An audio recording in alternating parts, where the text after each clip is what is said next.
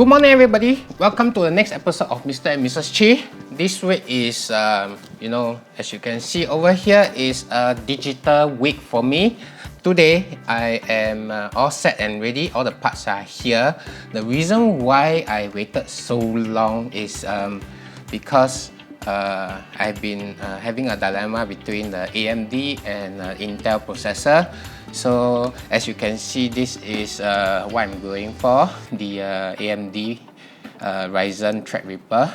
The reason why I choose the Threadripper instead of Intel is because this have a 16-core processor as compared to Intel, which only have 10 cores. And in addition to that is, from what I know, this Threadripper is AMD have chosen one of the highest, two of the highest 1800X series chip to put inside this Threadripper. I think it's about top 5% to be cherry picked to be put inside here. Don't quote me on that, okay?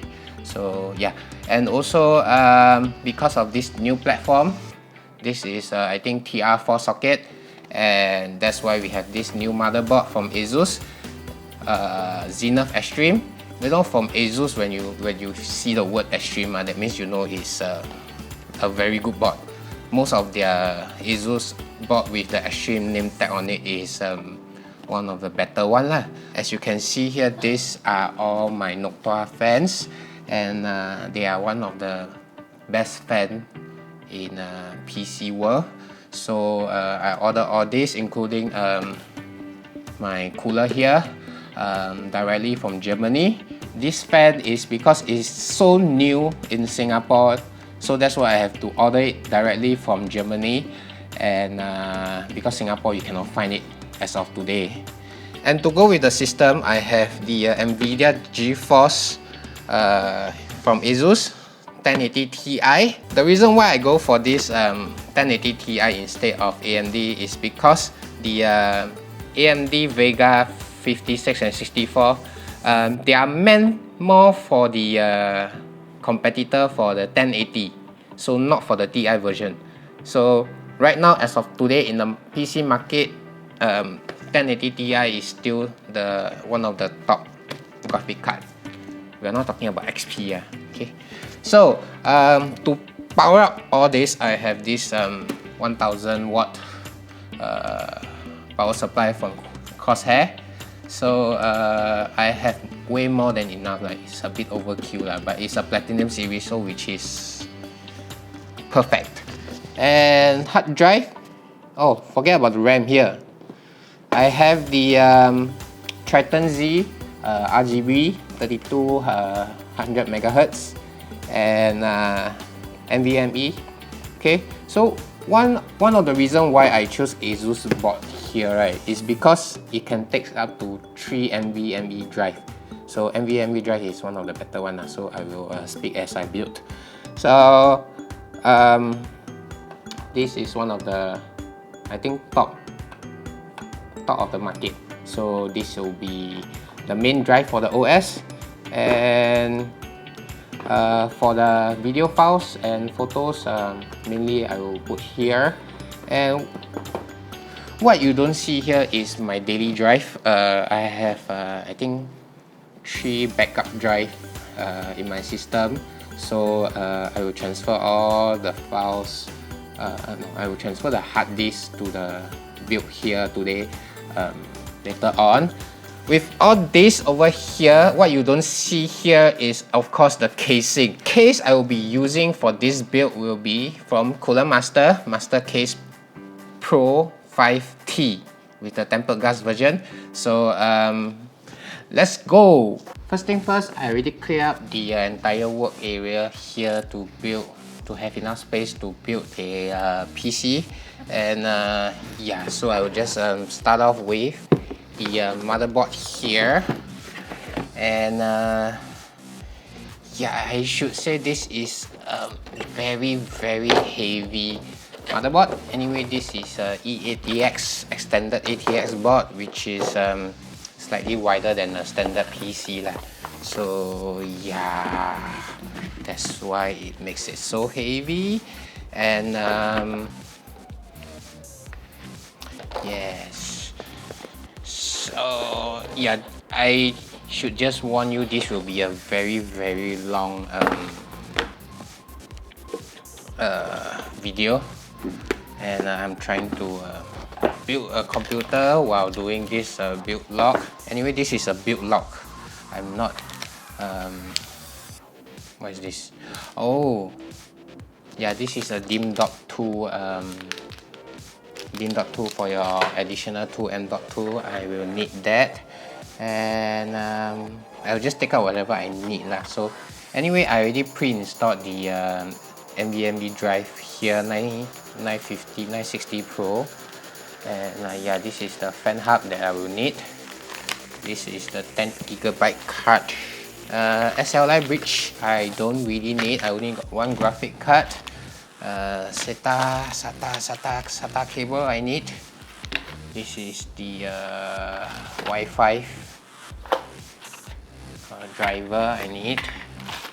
Wi-Fi, SATA, and yeah, one good thing about this motherboard, it comes with this GPU support. So as some of you may know, the 1080 Strix is very heavy, and yeah, this is the quick connect. I will need that also.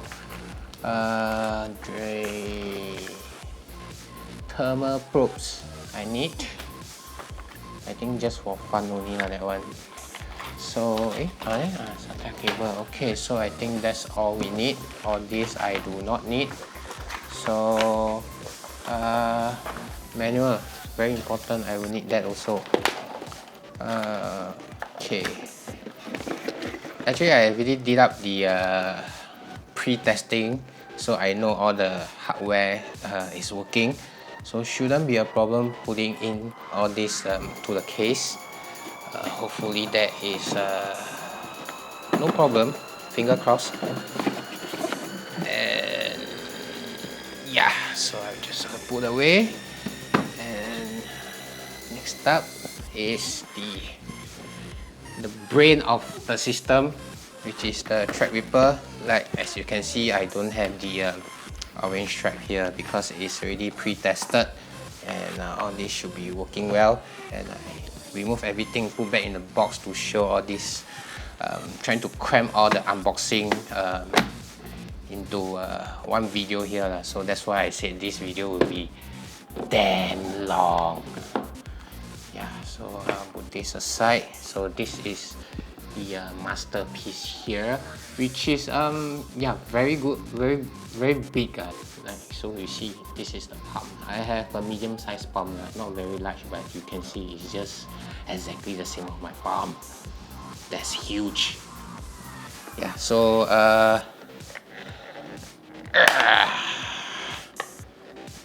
you know, actually this CPU is quite hard to remove lah. So try to be delicate but brutal at the same time. Yeah, anyway, Threadripper comes with this one. I think you all see this video, you all will know lah, because there are a lot of unboxing for this, and it comes with the water cooler. What is this?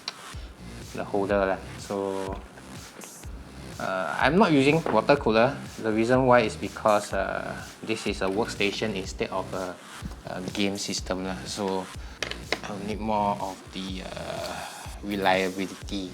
Yeah, because if the fans for the air coolers are spoiled, I just change the fan lah. So let's say if I change to the water cooler, right, I have to change the entire system, the cooler lah. So in economic sense, is much more valuable lah. So yeah, you can see. So there's a blue tab here. You just remove and just slide it out. Put it aside. You will need that. And this is your, I think 4,000 pin, over 4,000 connections here. The pins are for the motherboard. So you have to push all the way down, okay? Some people just forgot and get stuck. So yes, you just push down these two first, and then you just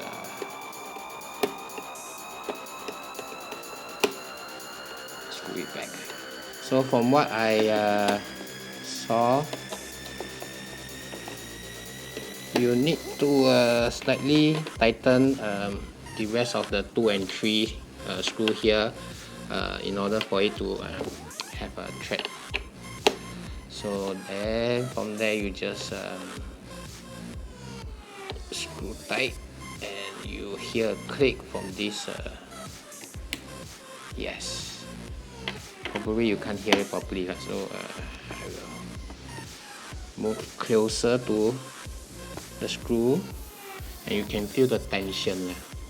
Okay, here. Okay, should be here. There. Then you stop. No more. Stop. Okay. If not, you spoil the entire thing. So third one. Okay, done. So that's how you install, which is pretty straightforward. So just put all this aside. And RAM, I shall do my RAM. So this is my RAM, Triton Z from G-Skill, and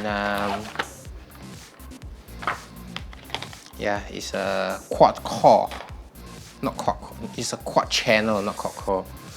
So from the manual, I know it's on the gray slot here, salah side, on the gray slot here, and I shall probably tilt here, I can see properly. Okay, you know, during my school time, when I learned how to build a computer, the RAM slot has 2 latches, but for this motherboard it's only one-sided, so you probably have to, you know, rest it one side and push downwards lah. So not big of a deal. So when you hear the click, a satisfying click on all these, you know, these are 32 gig, 3200 megahertz, which is pretty fast. Anyway, out of the box is 2133 megahertz only lah. So you have to do manual overclocking yourself. Yeah, okay. You know, when you apply so much force, you scared the whole motherboard will break. But on the other hand, this motherboard is like freaking heavy, you know. Heavy like shit. This is probably one of the heaviest board on earth, I suppose. And yeah, all are in, and we are done with the RAM. So let's put it aside. Where's the other box? Here.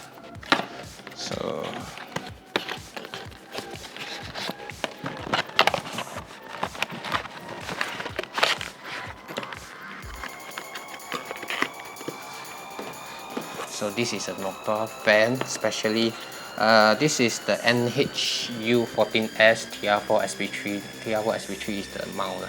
So they have this for a few versions. Intel is another one without the TR4 SP3.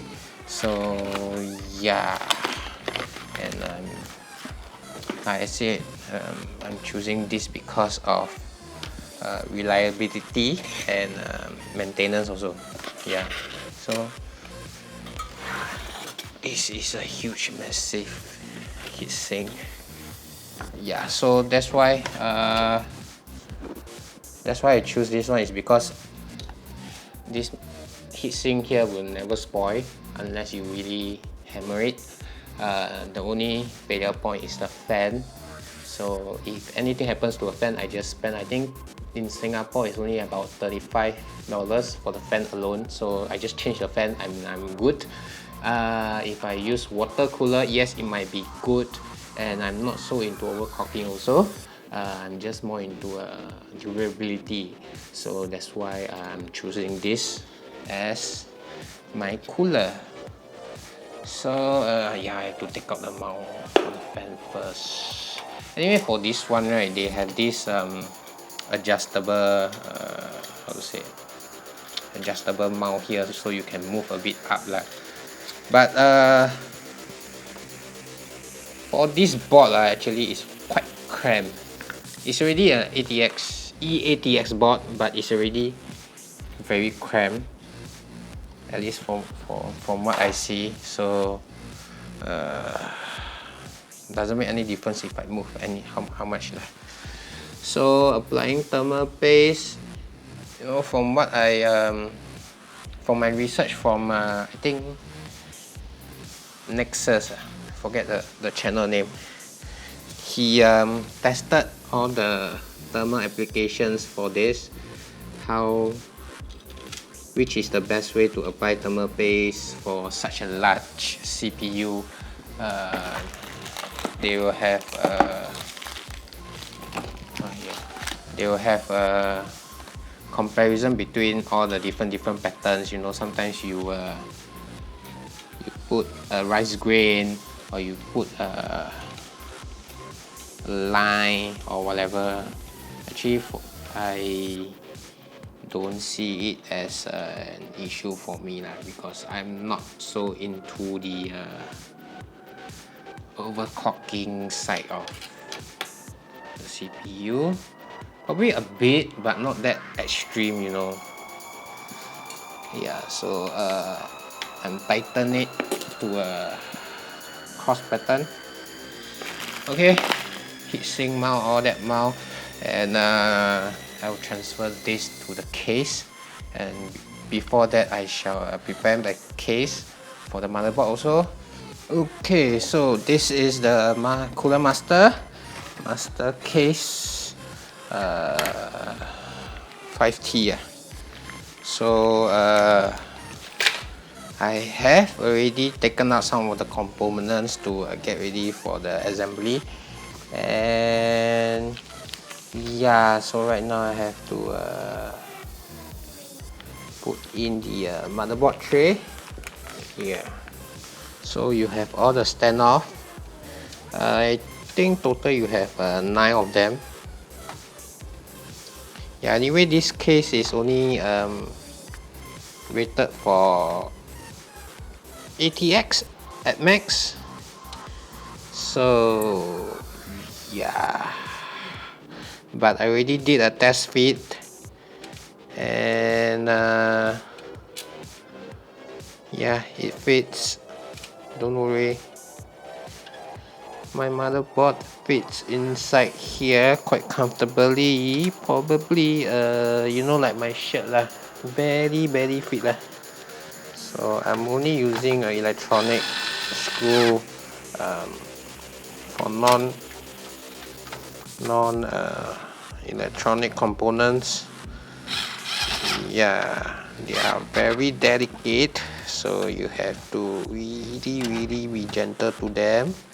But for the case, for the fan, probably yeah, you can use this lah, unless you are very experienced lah. You're experienced, then okay lah. Like me, actually this is my first computer that I built myself. What I learned lah back in the school time is using school computer, and we break it up apart and try to assemble it again. And I think my lecturer don't even bother to check whether the computer will be able to start up or not. And yeah, he just look at the connection by eyes and pass our module like that. Yeah, so yeah, I'm taking out all the fans here lah, because I'm using the Noctua fan. Yes, reason why is usually case fan is not very good lah, so Yeah, so I have to change all the fans, and yeah, I will need the fan later on. Yeah, before that I shall put my fan first, if not later very hard to fit in, right? So probably just fill up like that. Should be fine. Tension here, yep, balance out, and CPU fan. The header is here. So I just fit in.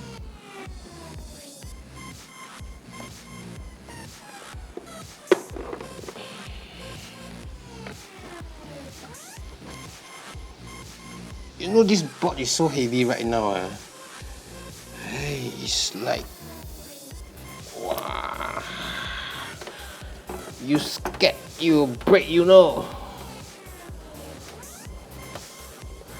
So first, you just align the I/O shield, and then look at all the standoff. And you are good. Oh yeah, I need to install my DIMM.2 drives here. Almost forget. So this is the NVMe drive. I need my DIMM.2 here. And you can install up to 2210 lah. So right now the norm is 2280 lah. So I just screw in the 2280. And yeah, I got one more stuff. I have this heatsink for the NVMe. Some of you may have know NVMe drive is quite hot. Yeah, so I have to apply a heatsink on my drive.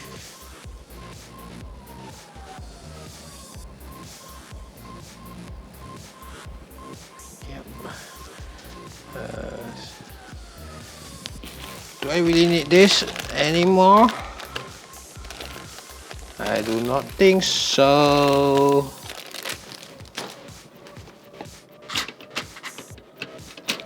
No slang. Bopian, have to use this one. Very tight.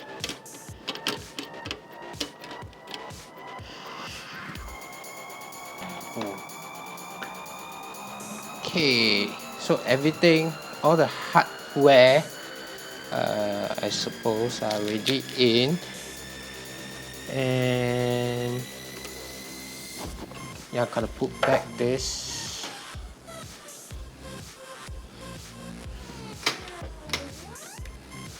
So after this, I guess we are good for cable management. You know, when I see YouTube, I see people build the computer so fast. Now I build myself, so headache.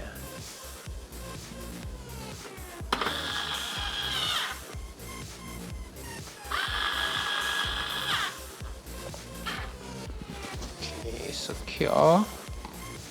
And yeah, cable management next. And it will be a disaster also.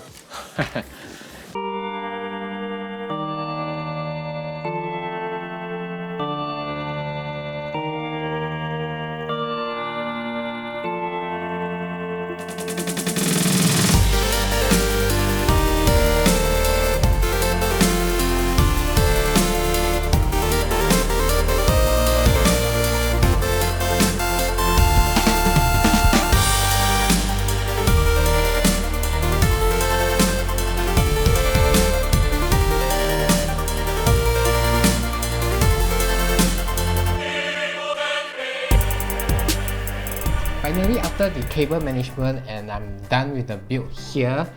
For the first time builder like myself, I'm pretty happy with the results, and yeah, and also I have already tried to overclock 1950X, and maximum I get to is 3.85.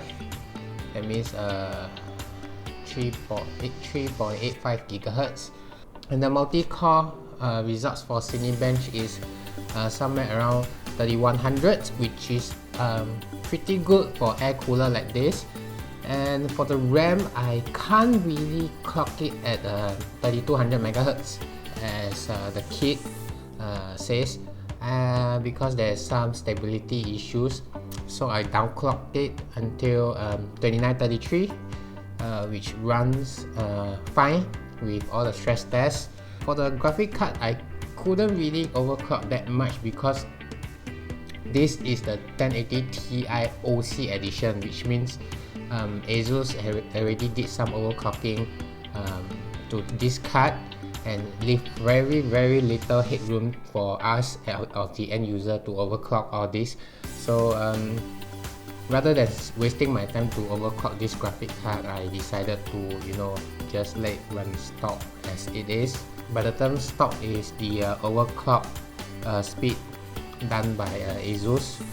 And yeah, so few things you can't really see here are all the drive, my SSDs here, and my hard drive, and one NVMe drive at the, I don't know what this area called, forget already.